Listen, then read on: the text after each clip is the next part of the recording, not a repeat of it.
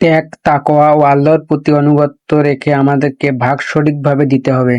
আসসালামু আলাইকুম প্রিয় দর্শক, আশা করি সবাই ভালো আছেন। সবাইকে জানাই অগ্রিম ঈদ মোবারক এবং আপনাদের দীর্ঘায়ু কামনা করি।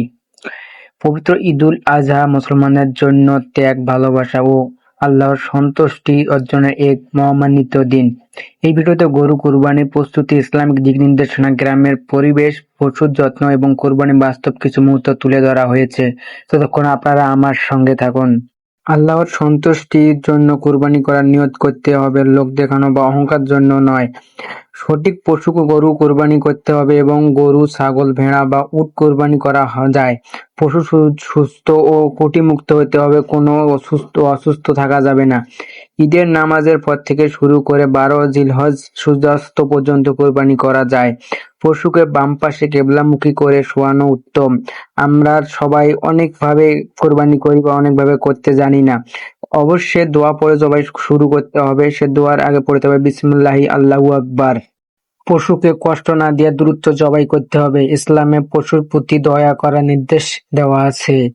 হযরত ইব্রাহিম আলাইহিসসালাম ও হযরত ইসমাঈল আলাইহিসসালাম এর ত্যাগের স্মৃতি বহন করে কুরবানি আমাদের শেখায়। আল্লাহ আমাদের প্রতি পূর্ণ আনুগত্য ও আত্মত্যাগের শিক্ষা।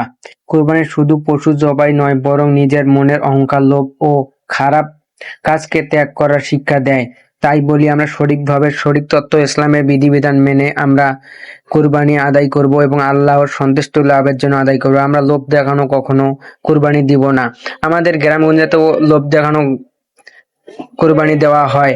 ভাগ মূলত তিনটে ভাগে ভাগ করা যায়।